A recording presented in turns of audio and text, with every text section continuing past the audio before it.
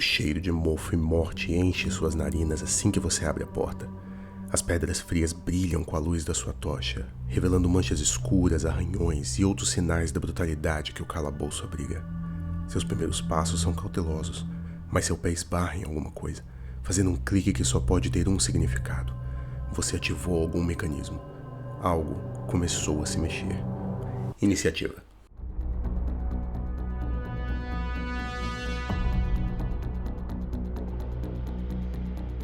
Dungeons são praticamente indispensáveis em RPGs de fantasia medieval. A ideia de um lugar cheio de inimigos, armadilhas e enigmas é um prato cheio para uma sessão interessante. Mas o que faz uma boa dungeon?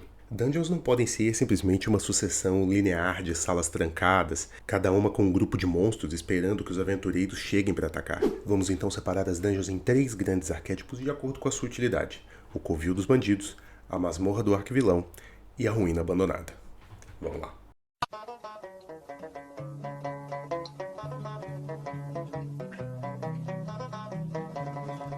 Sua dungeon é o covil de um grupo de monstros ou bandidos? Nesse caso, ela deveria ter um lugar onde eles comem, descansam e passam tempo livre. Se é uma cozinha, ela pode ter, por exemplo, uma chaminé ou algum outro ponto de entrada alternativo para um jogador mais esguio. Essa cozinha pode estar vazia de manhã e cheia durante a noite, que é quando os bandidos comem e bebem para comemorar o saque que fizeram. Se ela tem quartos, talvez haja janelas, que podem ser arrombadas pelo ladino do grupo. Esses quartos podem estar parcialmente ocupados, já que sempre haverá guardas fazendo ronda e nunca todo mundo vai estar descansando ao mesmo tempo. Se ela tem uma sala para suprimentos, talvez parte desse suprimento seja inflamável, como pólvora ou óleo, por exemplo, que seus jogadores podem incendiar para criar uma distração, ou que podem ser um elemento de risco a mais durante a luta. Pense também de quanto em quanto tempo os habitantes da dungeon se movimentam naquele espaço. De quanto em quanto tempo os guardas trocam de ronda. Se um deles sumir, quanto tempo leva para alguém notar? Quais são as ordens do líder do bando se ele virar algo estranho? Evite aquela lógica de videogame, na qual você pode atirar uma flecha nas costas do guarda, se abaixar na moita e ele vai falar, foi só o vento. Outro ponto importante é que covis são geralmente construídos de maneira a ser convenientes para quem os habita e inconveniente para quem os invade. Por que a Toca dos Goblins teria todas as suas passagens e entradas grandes o suficiente para uma criatura de tamanho médio passar? Talvez os Goblins façam uma entrada grande, óbvia e cheia de armadilhas para os invasores que chegarem, mas utilizem no seu dia a dia uma entrada secundária, pequena, escondida, que dá acesso ao covil verdadeiro. Jogadores que forem perceptivos o suficiente podem notar a entrada secreta e tentar um ataque surpresa. O tamanho dos habitantes é só um dos muitos fatores que você pode usar para essa lógica. Por exemplo, um covil de kobolds, 0 iluminação. Kobolds se enxergam no escuro e vão usar essa vantagem se puderem. Covil de beholder, 0 escadas, rampas e cordas. Beholders flutuam. É óbvio que eles vão criar áreas que só podem ser acessadas por quem voa ou flutua também. Um covil de devoradores de mente, faça armadilhas que se ativam por voz. Devoradores de mente são telepatas, não precisam falar entre si ou com seus lacaios. Enfim, as possibilidades são imensas. Imagina como que aqueles monstros ou bandidos podem facilitar a própria vida e dificultar a vida dos seus jogadores, sem deixar de lado a rotina e a realidade do lugar. Mas talvez você não queira ficar pensando em rotina. Bem, aí você pode tentar um segundo tipo de dungeon.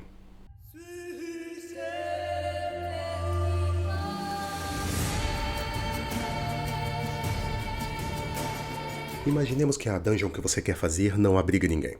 É algum tipo de tumba, labirinto ou torre construída especificamente para guardar algum tipo de item mágico valioso, de algum lich ou mago poderoso que não confia em seres vivos ou com vontade própria para defender seus interesses, preferindo usar constructos ou mortos-vivos para manter tudo funcionando. Mesmo que não haja uma rotina no lugar, a lógica de um ambiente que só desfavorece os seus invasores ainda vale. Por exemplo, por que o necromante usaria armadilhas de paredes que esmagam e que poderia esmagar os seus próprios mortos-vivos, quando ele pode construir uma armadilha que usa, por exemplo, gás venenoso e só vai afetar os jogadores? A mesma lógica pode se aplicar a um mago poderoso que usa, por exemplo, constructos ou golems, ao invés de usar uma armadilha com fosso com espinhos, por exemplo, que poderia danificar suas próprias criações, muito melhor seria usar uma armadilha que libera um enxame de insetos devoradores de carne. Lembre-se, dungeons assim são lugares muito mais letais e muito mais difíceis de invadir, porque os jogadores não vão conseguir surpreender criaturas que não descansam, não dormem nem comem. Mas isso não quer dizer que elas tenham que ser impossíveis. Talvez o item mágico que o vilão usa para manter os seus minions ativos durante sua ausência esteja escondido na própria dungeon, e destruí-lo é uma condição obrigatória para impedir a regeneração infinita do seu exército de zumbis ou golems. Hello, darkness, my old friend. Talvez haja uma rota secundária de fuga que o vilão projetou para não ser encurralado em seus próprios aposentos. Descobrir essa porta dos fundos pode diminuir a letalidade da dungeon, premiando o pensamento estratégico e a preparação dos jogadores. Talvez o vilão seja tão ambicioso que ele tenha projetado algum tipo de dispositivo de autodestruição na dungeon, caso alguém pegue seu artefato, e desativar esse mecanismo requer a resolução de um enigma, ou quem sabe até algum tipo de sacrifício. Mas talvez a sua dungeon não seja o resultado de anos de planejamento maquiavélico de um malfeitor. Talvez sua dungeon seja um lugar naturalmente mágico, mas perigoso. Nesse caso, ela entra na terceira categoria.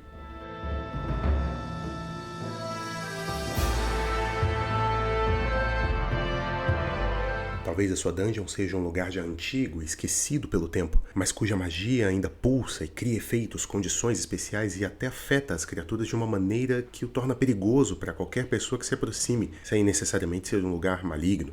Um templo dedicado a um deus antigo poderia ser uma série de provações que se alinham com as energias daquele deus, garantindo que só os merecedores vão acessar o seu antigo artefato. Nesse caso, as salas poderiam estar cheias de símbolos mágicos, prontos para se ativarem quando os jogadores entrassem e criar algum tipo de desafio específico. Por exemplo, um templo de um deus da força poderia ter uma sala com um símbolo que evocasse uma criatura que só pode ser derrotada com força bruta, sem a utilização de nenhum tipo de magia. O templo de um deus da morte, por outro lado, poderia ter uma porta que só se abre com um sacrifício ou uma oferenda de sangue em seu nome. Ou talvez sua dungeon nunca chegou a ser exatamente construída.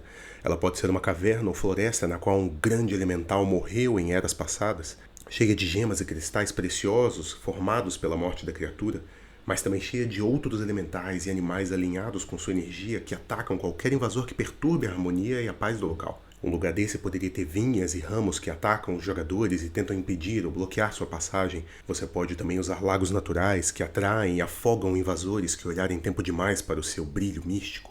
Outra ideia também é ter árvores cujas folhas cortam como navalhas, e qualquer movimento brusco por parte dos jogadores pode significar dano letal. Uma outra ideia que cabe nesse arquétipo é de um castelo ou mansão abandonada, do qual o Lorde e seus vassalos já estão há muito tempo mortos, mas seus espíritos ainda se apegam aos aposentos, criando efeitos bizarros que fazem com que o local em si seja hostil aos jogadores, apesar de estar vazio. Você pode fazer com que a dungeon abra e feche suas portas sozinhas, de maneira a atrapalhar e prender os jogadores em certos lugares. Os fantasmas poderiam também apagar velas aleatoriamente, deixando os jogadores no escuro no momento crucial da aventura. As salas secretas da dungeon poderiam ser acessadas com alguma condição especial, como o brilho da lua cheia ou uma chave benzida em água benta. Enfim, as possibilidades são imensas. Muitos outros locais também poderiam se encaixar nesse arquétipo. Bem, é isso. Espero que esse vídeo tenha sido útil para você. Conta aí para mim nos comentários qual o tipo de dungeon que você mais gostou, menos gostou, qual que você já usou, pretende usar, ou até algum tipo de dungeon que eu talvez não tenha falado aqui nesse vídeo. Um abraço e até a próxima. Our hero claims a warrior's heart.